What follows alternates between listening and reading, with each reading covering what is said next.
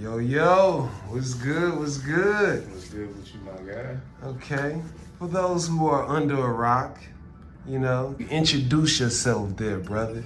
Man, you know what it is, man. It's your boy Ace of Spade, man, aka Mr. Information Over Motivation. Mr. Information over motivation. Okay. Yeah. So, Mr. Ace of Spade, where you from, brother?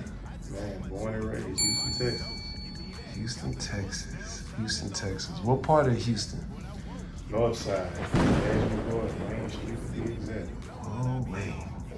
Cashmere Gardens. I heard of that place. I heard it's kind of rough over there. Yeah, I think I'm gonna change the narrative. Okay. Yeah. All right. So, Mr. Ace of Spade, let's get into it. Sure. So, I heard you got this little album. The name of the album is All Business. Okay, how did you come up with that name, All Business? It was more of a realization to not take things personal. You know what I mean? To just keep it exactly where it is. You know, make sure you understand the relationship you have with a person. And for the most part, it was just me making sure I put everything in perspective as far as like music and my career. Okay. So, who's some of the artists on this album, sir? Oh man, I got a lot of people on the album actually, man. Shout out to the homie Jarrell, R&B singer. Shout out to the homie Tim Floyd. Shout out Dave Dollar Sign. Shout out to homie Propane, he's on the album. Shout out DJ XO, he's on the album. Shout out Killer Calion, also on the album as well. If I missed anybody, y'all forgive me, blame my head, not my heart. But yeah, a lot of dope artists. Okay. We're gonna back up a little bit. I wanna ask you, where did you get that name Ace of Spade? Like, that's a unique name. Like, how did that come about? And it's a unique story. I think this might be the first time I actually tell it on camera, but it was actually because of a card game, believe it or not, obviously, but I was playing cards with my brother, my older brother, and shout out him. And man, we was playing a game, a lot of hood people play called Tump, and for whatever reason, I just kept on getting that card in my hand. So I think I got it in my hand like 7 times in a row. Damn. Yeah, and dude was like, and I think in like 3 or 4 of the games, it was like the card I needed to win. So, it just resonated at the end of the day. Okay. Stuck with me. All right. Yeah, because, that's a unique name. I never even heard of a rapper even kind of reference their rap name towards like a card, something like that. But yeah, I fucks with it. Yeah, Ace of Spade is always a winning card. Like Yeah. it's always a winning card. Like in pretty much every card game, is always a winning card. Blackjack. Okay. You know what I mean? It's either gonna be a 1 or 11, but you'll never lose with it. Oh, okay. So I see. I see what you're doing here, brother. Yeah. You ain't taking no L's, basically. What you're saying. Yeah, at all. Number wins. Okay. We want to talk about the merch and Okay. motivation. All right, you can elaborate on that then, brother. Yeah, just wanted to start a conversation, you know what I mean? Because I see that a lot of people have allowed motivation to become a detriment in their life. They've allowed motivation to kind of become like a negative in their life. So it's like people get up, they go to work, they go to their jobs, that they can't stand because, they got bills, they have children, etc. So, they kind of let that motivation allow them to stay in a space that they're not happy with or they're not comfortable with, just simply because they need the money to pay, their bills. So you may have, I don't know, somebody making $18, $19 an hour, in an environment that's toxic to them and they're not really happy about it. But, they've chosen to stay there because they have to. So they get up every morning and their motivation to do it is because they got bills to pay. So then the question becomes, has your motivation become a detriment to you? So people misuse motivation or they don't have a proper perspective on it. So a lot of times people get motivation confused with enthusiasm. Okay. Enthusiasm is more the word that you should use, not motivation. Motivation is not a negative if you have the right perspective about it. So, if you have the right information, you ain't even got to go to that job. If you don't really want to go to that job, you can, figure out ways to create businesses and, things like that for yourself. So, stay informed. Nah, you know what, bro? You really hit home when you said that, bro. Like, man, like that you could not have said that no better. Cause quiet as kept, I feel like you're talking to me. you know, Oh I man. do this, but also work a real job. But Right. it's like, man, you get motivated, but it's like, what are you really motivated for? You know what I'm saying? Right. It's like I feel like you said, if you get the right information, that can kind of put your motivation in this right perspective. And I will admit, it's just like I go to work just so I can, you know, make sure my bills don't fall on my head. Exactly. And in reality, who wants to who you should do something that you really love, versus just doing something just so you can pay bills or whatever. So the part when you said if you got the right information, you know, that can kind of steer you in the right way. Yeah. And I agree with that Yeah. wholeheartedly. Yeah. A lot of information is just like, I don't want to say hidden, man, but man, they make it so convoluted and difficult to like learn some of these things, man. Then you got people out here selling courses and classes, and they trying to, they scam. I like them though. I appreciate like this, the scammers, because if that's your only way to make money, then you just broke. You just broke at the end of the day. Like, just keep it a bean. Like, you broke, and I appreciate it. I love it. Like, cause it just showed me how filthy people can get. Yeah. But you know what I'm saying. But like, if you just had the information, go to a CPA. Holler at your CPA. Let them, set up you a good LLC, and then from here, man, go get you some business fund and stuff like that. That's information versus going somewhere. Because the lower you are on the totem pole, the harder you got to work. If you notice, the higher up you go, the less you got to work, and the more you make. Yeah. So I mean, hey, that dude tell me, I don't know whether it's a joke or not, but it was funny. He said, he went to work one day, his boss pulled up in a new car or whatever, and he said, "It's a nice car you got, boss." And he was like, "Thank you, man, I appreciate it. And if you work really, really hard next year, I'll buy another one." Oh. I said, "It's nice." I said, "That's what's Oh. up. Damn. That's what's up." That was like the ultimate slap in the face, bro. Oh yeah, for sure. I love it. Damn. I love it all personally, because it's a game, and people fall into it. Right. It's a game. And I watch a lot of Dame Dash. Shout out Dame Dash. Man. Yeah, shout out Dame I watch a lot Dash. of Dame Dash. He may come off abrasive, man, but he makes some really, really good points. Thing is, I understood what he was talking about on that little interview he had with the Breakfast Club, that he ruffled a lot of people's feathers. Yeah, as he should have. But like he said, y'all can get fired. Yeah. You can't just do what you want to do because you working for someone. You know what I'm saying? Now, other people who got caught in their feelings, they feel like, oh, he's talking. Nah, you gotta just listen to what he's saying. He basically telling you, you gotta own your craft. You know, once you own your craft, can't nobody take it from you. You know, they've been at that thing, at that job for, let's just say 20 plus years or whatnot. And all that time, I ain't gonna say it wasn't for nothing, but you you still can get fired. Like you'll never own this. And I got what he meant, instantly. But I also can see how some people may have took offense. But I feel like the people who took offense, they just was in their feelings, because sometimes the truth just hurts. Oh, it definitely do. That's why I got this shirt. That's what I told you. Don't hit your head on their ceiling, bro. Like, the people that got offended, they already hit their ceiling in life, bro. So you gotta move around. Them people, they good. They good right here, man. And they got offended by that or whatever. That's because they at that point in their life where they know they're not gonna go no further. They ain't going no higher. But the people that got it, them the ones I made these shirts for, man. Don't hit your head on them people's ceiling, man. Keep moving, man. Facts. Get that limitations. Keep it pushing. Shout out to Dame Dash. Yeah. Shout out to that epic / viral interview. Yeah. And it was well needed, because people needed to hear those exact words. I mean, verbatim, exactly how it came out, you know. And yeah, I was one of them people who got exactly what he meant For sure. by that. So, notice this little merch you have on here. Oh yeah.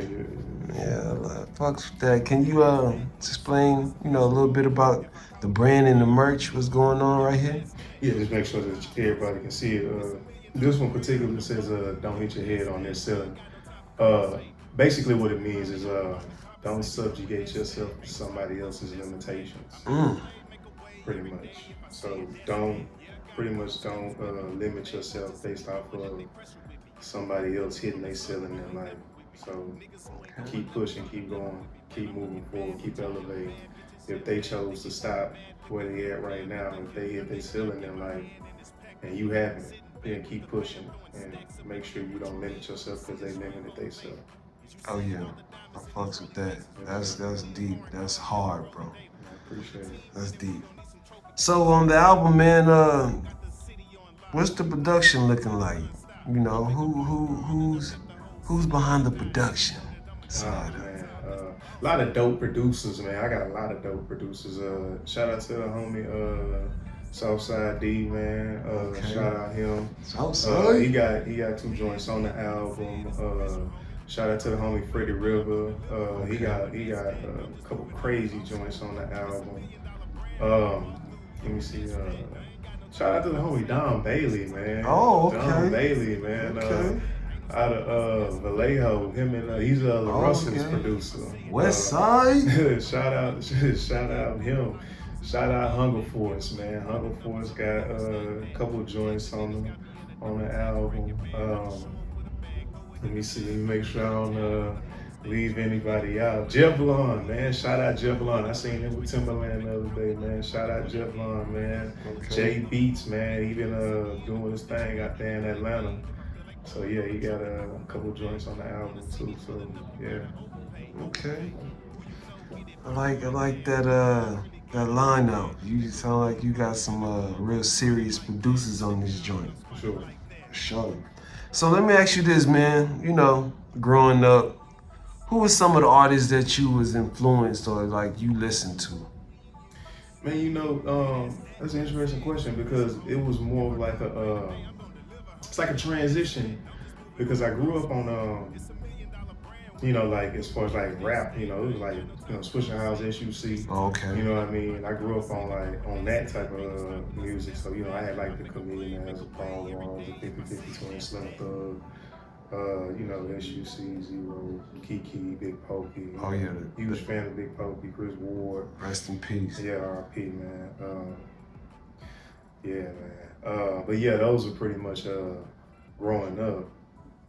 Then like later on, man, like it kind of like transitioned. I was listening to like Ludacris and Eminem. Oh and, yeah.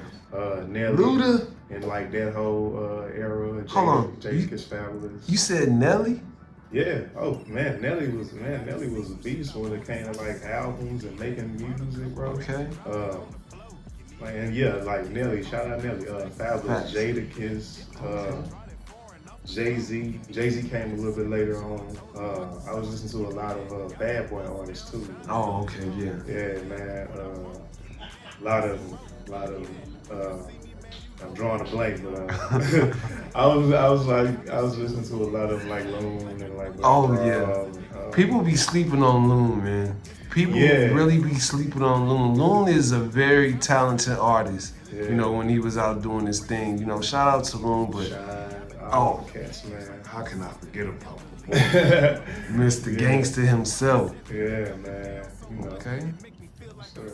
So let me ask you this: out of all those bad boy artists that you named, if you had to pick one that you feel like was the creme de la creme, we ain't even gonna use Biggie because you know that's a given. Yeah, for sure. But you know, out of the artists you just named, who you feel like was the creme de la creme top tier?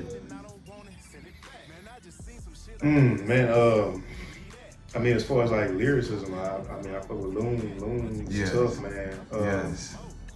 Black Rob too, I think. And if I'm not Oh mistaken, yeah. I want to make sure that because I'm drawing a blank right now, man. You know, we've been doing a lot. You know, we've been running Yeah. around all day, so you know, I want to say I want to make sure that that's the way to say his name, Black Rob. You know, that's it. You hit her on the money. Yeah, so like them two for sure. And I'm trying to think of man, like I like Craig Mack too. Oh yeah, Mr. Mac, magnificent. Yeah, man, there was a couple artists on that joint, man. That, you know, to make this money, take this money Oh joint. yeah, Like, G Dep. yeah, G Dep is who I was trying to think about. Okay. G Dep Yes. was, yeah, he was the dude, man. Mr. Gangster Department. Yeah, yeah, Yes. Had the whole world Harlem shaking. yeah, man. Had the whole world Harlem shaking. Yeah, man. It's golden era.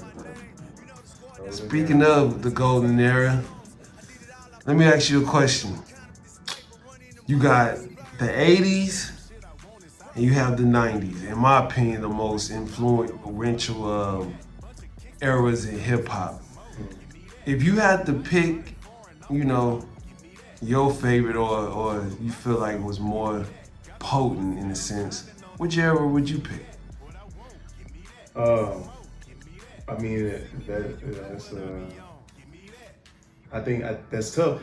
They were influential like in their own right. I think the '80s was more so like pioneering, and I think the '90s made it kind of like take a life of its own. If I had to pick between the '80s and the '90s, I mean I'm picking the '90s. Okay. If I had to pick, if I had to pick an era in which I like more so enjoyed hip hop itself, it'll probably be between like 2000 and maybe like 5 or 6, you know, Oh, all yeah. the way up until like current. Okay. Because you had artists like Lil Wayne obviously was dropping like classics, so you had like Lil Wayne dropping classics. And you know Drake, Nicki came, and then you had like J. Cole in the scene. Facts. You know Kendrick and like Big Sean. You had artists like that hitting the scene. So that's why I say like from that point all the way up until like current. Okay. So mine's my favorite. All right. So who you listen like if I hopped in your whip and you know we cut on the music, who you listen to right now? Like who's besides yourself, you know? Who's, you know, in your rotation right now? Um, man, listen to a lot of Jay. Okay. Um, but I don't want to give like all of the cliche answers. So I listen to a lot of West Side Boogie. Oh! Uh, Oh, you surprised me with that one. Boy, he said West Side Boogie for sure. Toby and Gwee. If I'm Okay. saying his last name correctly. I listen to a lot of him. Listen to a lot of classic comedian now. Okay. He was my favorite. You know, growing up. Uh, let me see who else I'm listening to. I listen to a lot of Nas. I listen to a lot of J. Cole. Because I'm like, I trust me, on any given day, it could be like any like given artist that I'm naming right now. Okay. So it could be Drake, it could be Big Sean, Okay. it could be Kendrick, you know what I mean? Okay. It could be that like the whole day. It could be like Bryson Tiller or something like that. Very talented artist too. You know what I mean? Man, it could be so many different people that I be tapped into. It's a lot. So yeah, man, it's a lot. Yeah. Okay. Okay. So let me ask you this question, brother. Mhm. It's been all over the internet. It went viral. Okay. You familiar with the Alabama brawl? I'm familiar with it. Okay. When you seen that, I want you to give me your honest opinion. Like, how did you feel? You know, like when all that mayhem went down. Oh man. I mean, it was comical. If you really want to know my honest opinion, like it was comedy. But you know what's funny though, man? I'm gonna tell you this.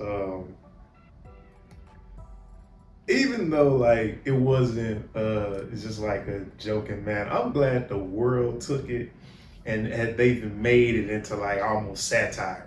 Right, right. You know what I mean? Yeah, Like I'm glad the world could just like take that and find the funny in it. right, You know, obviously it wasn't funny for the parties involved, but right. I'm just glad nobody died, man. Yeah.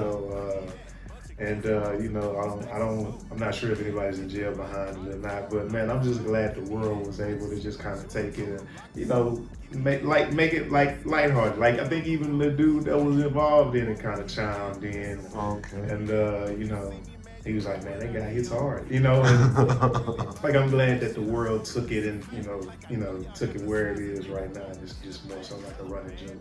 Yeah, cause it's funny that those chairs, they have coined the moniker.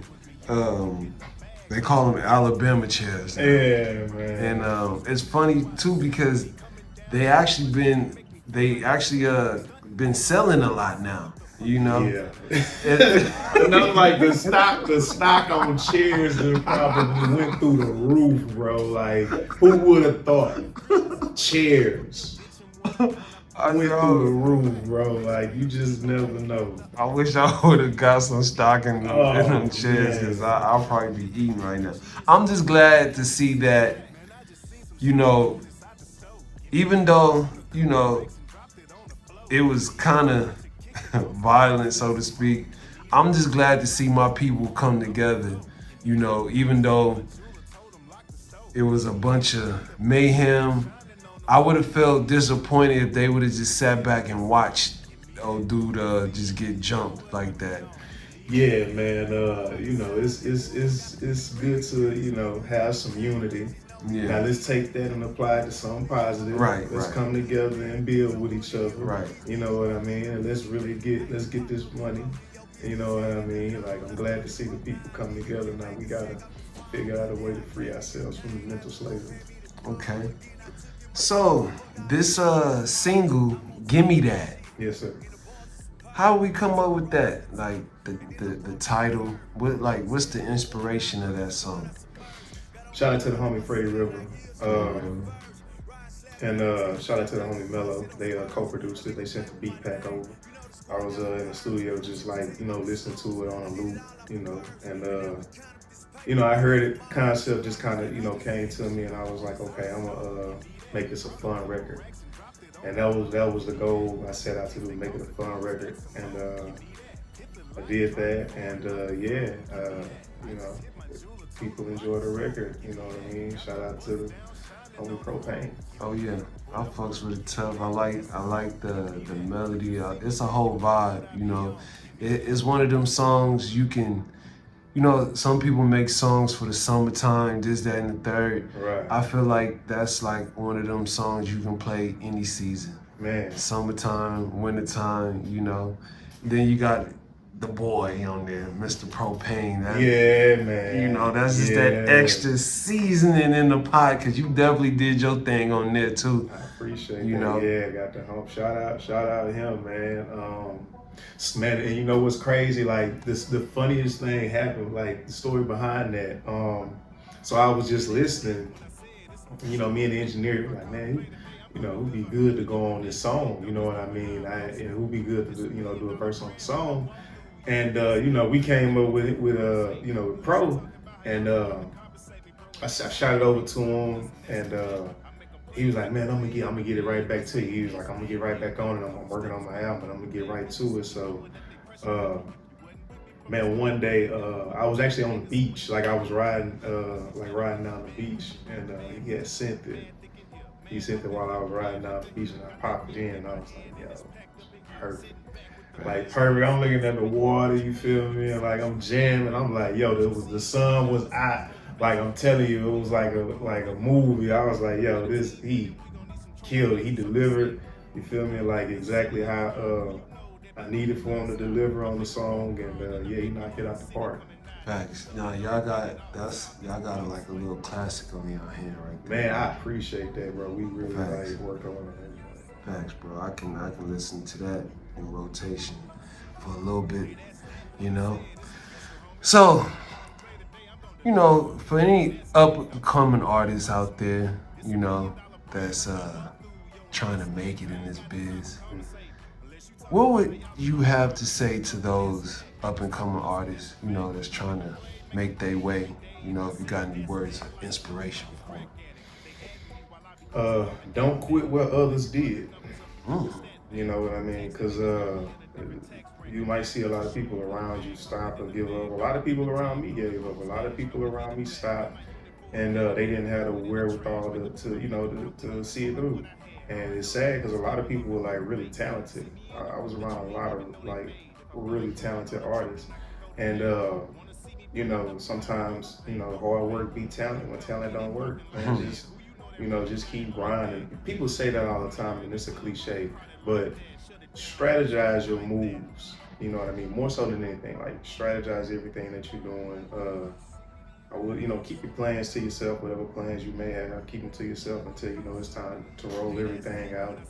Um, but you know, it's not easy because a lot of times, whenever we listen to like gurus or people who speak about what you should be doing as an artist, what they're actually doing is they're speaking about artists who are already at a certain point. So the information is kind of like moot. It's like a moot point. It's like we can't take this advice if you're telling us, oh well, if you're an artist and you're trying to break a record, you need 150K. It's like, man, you up and coming. If you had 150K, you wouldn't be up and coming. Hmm. You know what I mean? So you really can't take that advice. So man, just be you know be happy with the small steps, the progress, whatever progress you're making, and just you know appreciate the process and try not to take it for granted and don't get discouraged.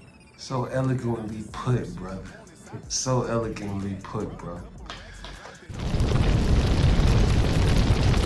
Okay. We got this little game, like the play is called the hot seat, and you're in it right now, brother. Man, I'm good. So, today's hot seat game is top 5 dead or alive. Hmm. Now, this may stir a little controversy, Well, but hey, that's pretty good in certain cases. mhm. So, my question to you, brother, that you're in the hot seat, you have 5 spots in chronological order. One, two, Hmm. three, four, five. Man. I want you to give me your top 5, dead or alive. Oh man, that's tough. Man, I'm gonna go Jay. Okay, Jay number 1, I'm gonna go Nas. Nas number 2, I'm gonna go Drake. Drake number 3, I'm gonna go J. Cole. J. Cole number 4, And I'm gonna go Kendrick. Kendrick. I'm not gonna front, bro. Boy, that's a bad top 5, dead or alive, because all of them, Yeah. even if you know, because people gonna be like, "Dang, he didn't put Biggie or Tupac." Yeah, nah. Everyone has their own top 5 dead or alive. But I'm gonna tell you this: them 5 people he named, hey man, with all due respect, you know, yeah, Biggie and Tupac will have to put like this: your top 5 dead or alive. I'm not looking at you like, what the hell? Because all of them arguably can be in anybody's top 5. Yeah, bro. You Yeah. feel me? Yeah, yeah. It's you know the classic hip hop debate. You know it's the classic hip hop debate, and that's why I don't typically like going the cliche route. Right. The cliche route is like you know it's Jay Nas, Pac, Big, and Yeah. then whoever else you decide to put in there. So if I tell you like my top, it's like I'm just listening to like talent. I'm listening to, and that doesn't mean that they're not. I'm just saying like I'm listening to lyricism. You know, steel sharpen steel, iron sharpen iron. Right. So you know I'm comparing nothing but greats. So if I only got 5 spots, you know everybody can go. Okay. So I'm just gonna pick the ones who, you know, I feel like are the most talented out of the group. Let me ask you this: are you more, when you listen to people, are you more like of a punchliner, or are you more of like, you listen like a lyricist? Cause to Uh, me, people say Lil Wayne, but to me, Lil Wayne is just a real good punchliner. Like he has immaculate punchlines, but compared to like Coogee Rap and Nas and them, this is my opinion. I don't really think he's on that level of lyricism, you know. But in his own right, he is lyrical. I'm not saying he's not a lyricist, but like if I had to put him in a category, I would make him more like of a punchliner because he got some amazing punchlines. But like when it comes to lyricists, you know, yeah, and I understand what you're saying. See, and so then that question then kind of loaded, and I'll say, and this is the reason why I say it. Wayne is a punchline rapper. You are absolutely right. But I also feel like if he just wanted to be like, but to me, being a punchline rapper is also being lyrical. It just depends on whether or not you're good at what you do. If you're good at actually punchlining, then you can be lyrical. As far as like storytelling and the art of storytelling, you got your rappers for that. But I feel like some rappers who storytell can also be punchline rappers if they chose to be, and vice versa. It just depends on which artist we talking about. Because I'm gonna tell you, it's like I'm not gonna fake it. Like I know who's good at doing what, and I right? know who can translate from doing this to doing this and transition. Doing this to doing this. So, yeah, I agree with you on that because that's what made Wayne what he is today. The stuff Facts. that he says. So, when I think about that, and then when I think about like artists like J. Cole, Kendrick, you know what I mean? Uh, J. Cole was kind of punchline heavy. Then he just kind of started, doing the whole lyrical thing as far as like his rhyme and his cadence. Um, Kendrick's more of the lyricist as well. So would I think that they can do what Wayne does? Absolutely, 100%. Okay. And do I think that Wayne can do what they do if he decides that he wanted to? He could. Yeah. Facts. He could. Facts. Okay. So I never separate the two. That's the whole point I'm making with that. I never separate them. I've always had them in the same category. Okay. I respect that. I respect that. So let me ask you this: do you have any other singles out besides "Give Me That"? Yeah, I got the follow-up single. The follow-up single to "Give Me That" called "That Status." This is out right now on all streaming digital platforms. I got the lyric video out right now. Shout out to Stylish Graphics on Instagram. Did the lyric video for me. Actually did the cover art for me too. Super dope graphic designer. Yeah, the whole team over there, super dope. Uh, so that is the second single right now on Instagram. It's over like 300,000 Okay. plays and views, and it's only been out about a week now. So yeah, it's going crazy right now. So Doing your thing. So how did you come up with that? With that title and that whole concept of "That's That"? so I'm gonna be honest with you. I met a lot of people who not solid. Oh, I met a lot of people who are like finicky, man. They just kind of, you know, you can't really stand on nothing that they say. So that with me is like it's stamped. got you. I made a single out of saying something stamped. So if I say it, it's stamped, and that's why the first line of the song when it come on is that's that. When I say it, it's official, homie. That's what I mean. If I call a play today, I'm gonna deliver, homie. And that's that. So it's stamped. Because a lot of people, they just not solid, bro. At the end of the day, they not solid. You can't trust nothing that they saying. At the end of the day, all we got in this world is our word. And a lot of times I can't, depend on people to, uphold their word. And not to sit on a soapbox or nothing like that or go too in depth with But no, what I mean is just basically man, a lot of people who say that they specialize in doing certain things, they not even taking their own craft serious, man. Like you can't, they don't take they businesses serious. I see why a lot of like teams fail, organizations fail. I see why a lot of people just fail. You know what I mean? As like conglomerates. I see exactly why they fail. Just specifically because they don't uphold their end of what they say they don't do. Pretty much. So Okay. that's pretty much what I said. It's like it's standard. All right. That's that. Y'all make sure y'all go check that out. You know, run those numbers up. You know, cause bro is doing his damn thing. Yes, sir. We here with my boy Ace of Spade.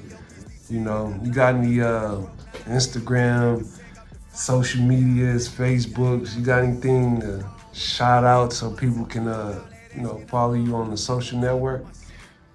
Man, you can just follow me on Instagram. That's where I am most frequently. So, the real Ace of Spade. You know, so just follow me. All one word. The real Ace of Spade. All together. So, Real Ace of Spade. Well, brother, it's been a pleasure. yeah, man, for sure. We got my boy Ace of Spade. I want y'all go check him out. You know, it's a hard-working young brother, and he has a lot more to offer and a lot more to come. So y'all stay tuned. You know, Ace of Spade. Yes, sir. We out. Got the bust down shining.